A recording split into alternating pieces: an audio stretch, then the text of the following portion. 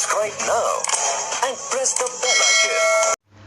Hello दोस्तों, हमारे YouTube channel पर आप सभी का स्वागत है। आज मैं लेकर आया हूँ टाइम एंड डिस्टेंस यानी समय और दूरी का पार्ट 2। आज इसमें कुछ इंपॉर्टेंट क्वेश्चन करेंगे। आइए इंपॉर्टेंट क्वेश्चन करते हैं। इससे पहले कि आपने हमारे चैनल को सब्सक्राइब नहीं किया है तो सब्सक्राइब करें एंड वीडियो को लाइक शेयर जरूर करें। इसमें मैंने बताया था पार्ट फर्स्ट में जैसे कि रेशियो मेथड से करेंगे। तो रेशियो मेथड में रेशियो समझाया था, जैसे ए और बी स्पीड दिया गया है, ए रेशियो बी, तो इसका जो टाइम हो जाएगा, टाइम इसके जस्ट अपोजिट हो जाता है बी रेशियो ए। बस इसमें यही मैं बोला था, यही सीख के आना। जो रेशियो मेथड है वो रेशियो मेथड बड़े से बड़े क्वेश्चन को बहुत शॉर्ट टाइम में कर देती है। इसमें सिर्फ रेशियो इसका जस्ट अपोजिट हो जाता है, टाइम स्पीड का जस्ट अपोजिट हो जाएगा। जैसे मैंने उसमें बताया था कि अगर ये 10 किलोमीटर पर आवर से चल रहा है और बी 15 किलोमीटर से चल रहा है, तो इसका जस्ट रेशियो कितना हो जाएगा, इसको पहले डिवाइड कर लेंगे तो आ जाएगा 2, इधर आ जाएगा 3। तो इसका जो टाइम का आएगा, ये स्पीड का है, ये स्पीड दिया गया है, तो इसका टाइम क्या आएगा 3:2।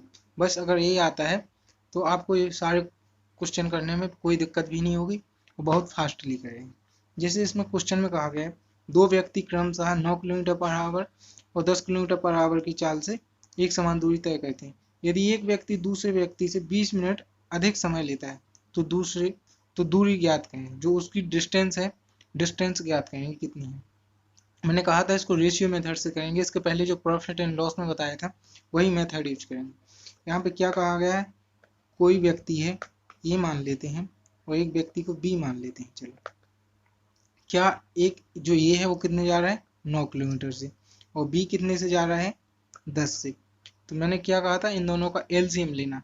अगर आपको एलसीएम नहीं लेना है तो एलसीएम की जगह आप वो संख्या लेना जो 9 से भी डिवाइड हो और 10 से भी डिवाइड हो।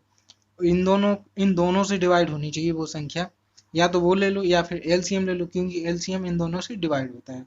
तो इन दोनों का एलसीएम कितना है 90। तो मान लेते हैं कि जो डिस्टेंस है वो टोटल डिस्टेंस कितनी है 90। अभी कंफर्म नहीं है पर मान लेते हैं। अगर वो 9 किलोमीटर पर आवर की स्पीड से जाएगा तो 90 किलोमीटर को तय करने में उसको कितना टाइम लगेगा 10 आवर।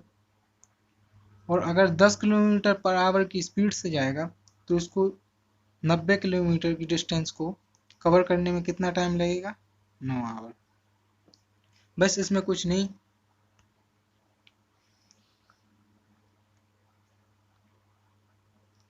ये 9 किलोमीटर पर आवर है, ये 10 किलोमीटर पर आवर है।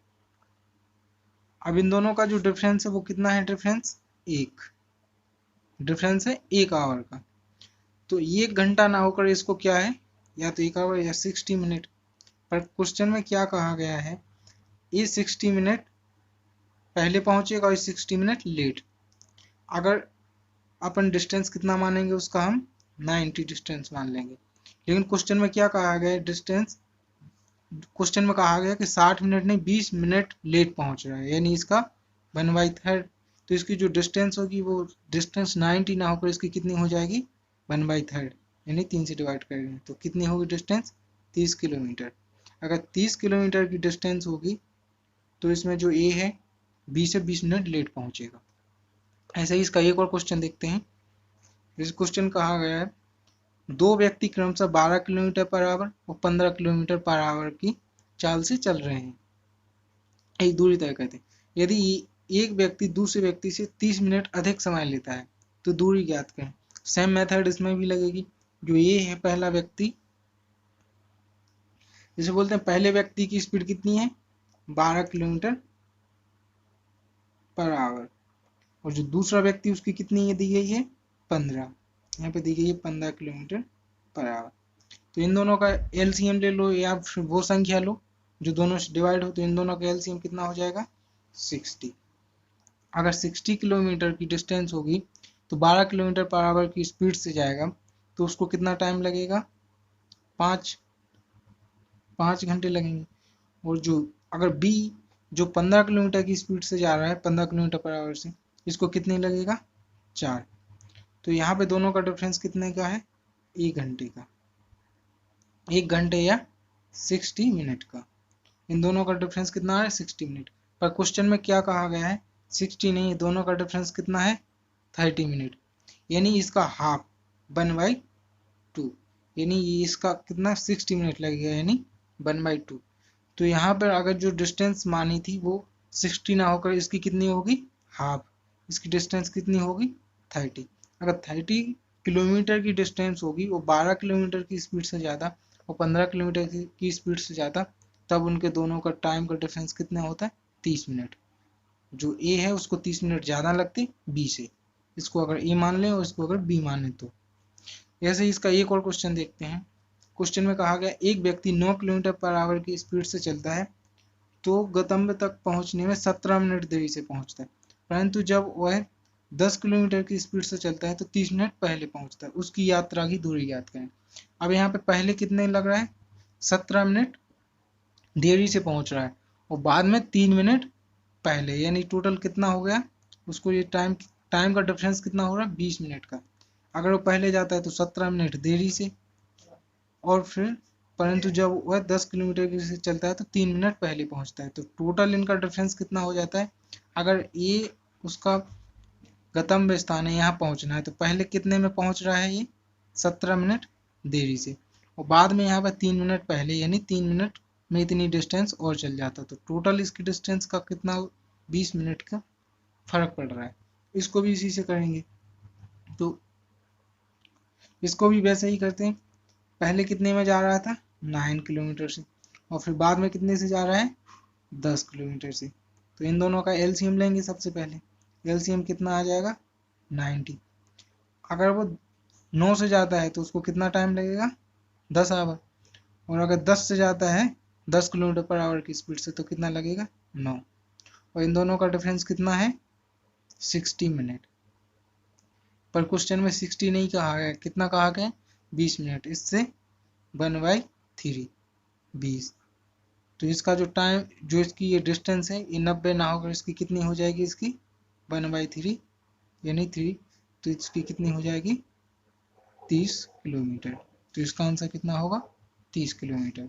एक और क्वेश्चन देखते हैं। 10 किलोमीटर पर आवर की गति से चलने वाला बच्चा 15 मिनट देरी से पहुंचता है। अगली बार वह चाल 2 किलोमीटर कम, यानी 2 किलोमीटर बढ़ा देता है, चाल बढ़ा देता है कम, फिर भी वह 5 मिनट देरी से पहुंचता है। घर से स्कूल की दूरी ज्ञात करें।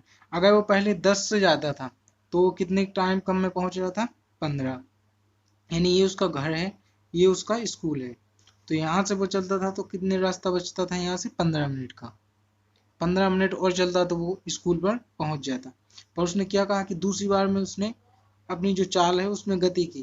पहले जा रहा था 15 से 10 से, दूसरी बार उसने 2 किलोमीटर और बढ़ाया तो फिर किससे गया, 12 से। तब चला तो वो कितना चला कि 5 किलोमीटर और रह जाता है। यानी कितने इन दोनों की जो डिस्टेंस में डिफरेंट है वो कितने का है, पहले 15 रहता था फिर 5 रहता था, यानी दोनों में कितने का डिफरेंस है, 10 का। यानी अगर वो 2 किलोमीटर अपनी स्पीड बढ़ाता है तो 10 किलोमीटर ज़्यादा चल जाता है। इसको ऐसे ही देखते हैं। पहले कितने से चल रहा था, 10 से, और बाद में 2 किलोमीटर और उसने अपनी स्पीड बढ़ाई तो कितनी हो गई, 12। दोनों का एलसीएम लेंगे तो कितना आएगा, दोनों का 12, एलसीएम 120। कोई भी संख्या ले सकते हैं, 60 आ जाएगा। 60 को देखते हैं पहले, दोनों को 60 ही हो जाएगा, एलसीएम 60। और अगर 60 पर अगर 10 से जाएगा तो उसको कितने लगेगा, 6 घंटे। अगर 12 किलोमीटर की स्पीड से जाएगा तो उसको कितना लगेगा, 5। और दोनों का डिफरेंस यहाँ कितना है, दोनों का डिफरेंस है 60 मिनट। 60 मिनट या 1 घंटा। पर क्वेश्चन में क्या कहा गया कि 60 मिनट का नहीं है, उन दोनों का डिफरेंस कितने का है टाइम में, 60 नहीं है, 10 मिनट का। इससे 1/6। तो यहाँ पर जो उसकी डिस्टेंस है वो 60 किलोमीटर ना होकर इसकी 1/6 कितनी हो जाएगी, 10 किलोमीटर। इसका आंसर होगा 10 किलोमीटर। एक और क्वेश्चन देखते हैं। एक व्यक्ति एक निश्चित दूरी 60 किलोमीटर पर आवर की गति से तय करता है और वापस प्रारंभिक बिंदु पर 40 किलोमीटर पर आवर की गति से लौटता है। कुल यात्रा को ज्ञात करें। तो ये वाला क्वेश्चन है ना, ये इस मेथड से भी होगा, एक और मेथड से होगा, बताऊँ। पहले वो जा रहा है तो ये फिक्स डिस्टेंस है ना, अगर इसको 100 किलोमीटर मानते हैं या 120 किलोमीटर मान लेते हैं, तो यहाँ से 60 से स्पीड से गया है, यहाँ से 40 से आया है, तो यहाँ से इसको जाने में जो टाइम लगा, आने में टाइम लगा, उसकी एवरेज उसकी एवरेज स्पीड पूछी है, औसत चाल। तो उसके लिए इससे भी कर सकते हैं, उससे भी कर सकते हैं। पहले कितने से जा रहा था 60, बाद में किससे गया 40, तो दोनों का एलसीएम कितना आ जाएगा 40 और 60 का एलसीएम आएगा 120। अगर वो 60 से जाएगा 120 किलोमीटर की डिस्टेंस को कवर करने में उसको कितना टाइम लगेगा 2 घंटे, और 40 से जाएगा तो उसको कितना टाइम लगेगा 3। पर उसमें क्या पूछा गया, इसकी एवरेज चाल पूछी गई है।